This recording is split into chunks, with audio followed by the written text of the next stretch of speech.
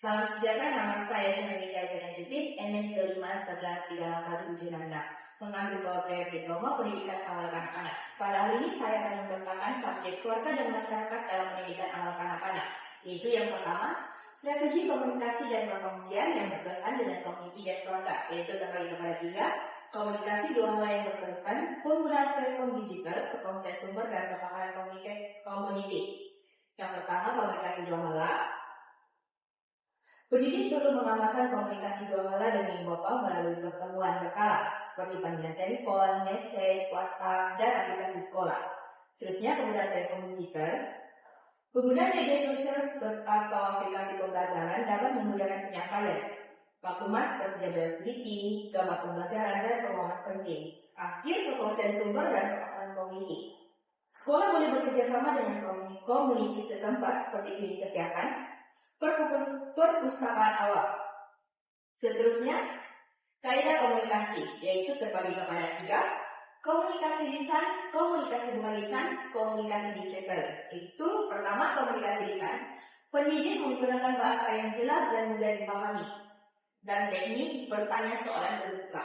Pendidik menggunakan bahasa yang jelas dan mudah dipahami untuk memberi arahan, bercerita, atau menyampaikan konsep baru. Komunikasi bukan lisan menggunakan gerak tubuh, ekspresi muka, dan isyarat tangan, penggunaan gambar, visual, atau simbol. Contoh menunjukkan gambar haiwan sambil menyebut nama haiwan. Komunikasi digital, penggunaan aplikasi pendidikan di portfolio dan platform komunikasi ibu bapa, video pendek atau rekaman suara digunakan untuk memberi arahan. Penggunaan aplikasi digital di portfolio dan platform membolehkan ibu bapa terlibat secara langsung walaupun tidak hadir di pusat. Seterusnya, komunikasi formal dan tidak formal. Yaitu pertama, formal, menggunakan bahasa sopan, teratur, dan profesional, mempunyai tujuan yang jelas, biasanya direkodkan atau didokumentasikan. Laporan kemajuan anak-anak secara berkala, mesyuarat ibu bapa, guru, sesi konseling, atau penunjukan surat rasmi kepada ibu bapa. Kalau tidak formal, tidak terikat dengan struktur atau prosedur rasmi, bahasa lebih santai dan formal, jarang didokumentkan secara resmi, yaitu pergaulan santai semasa mengantar atau menjemput anak, message ringkas, melalui aplikasi pusat, perkongsian gambar atau aktivitas lain melalui WhatsApp, Telegram, ataupun perbincangan santai di kelas atau taman permainan.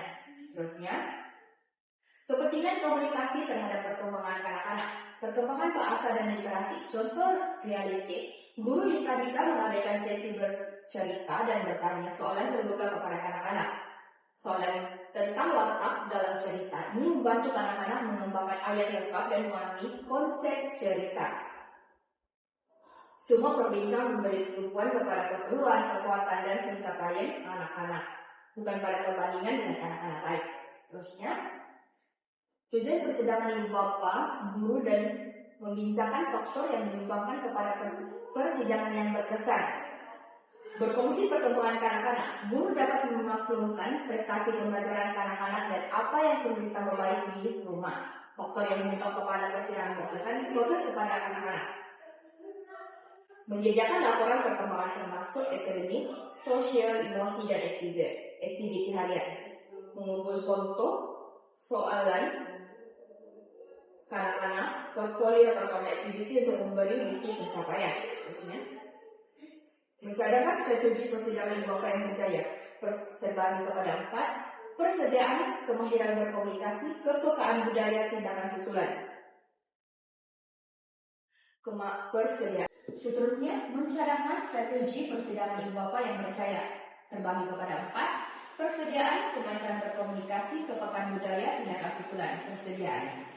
Menyediakan soalan atau isu yang ingin dibincangkan berkaitan anak, membuat catatan tentang kebiasaan, tabiat, perkembangan anak di rumah. Seterusnya, kemahiran berkomunikasi. Menggunakan bahasa yang jelas, mudah dipahami, dan bersifat profesional. Kepekaan budaya. Menghormati latar belakang budaya, bahasa, dan kepercayaan ibu bapa. Seterusnya, tindakan susulan. Mendokumentasikan keputusan, cadangan, dan plan tindakan yang ingin dibincangkan semasa persidangan.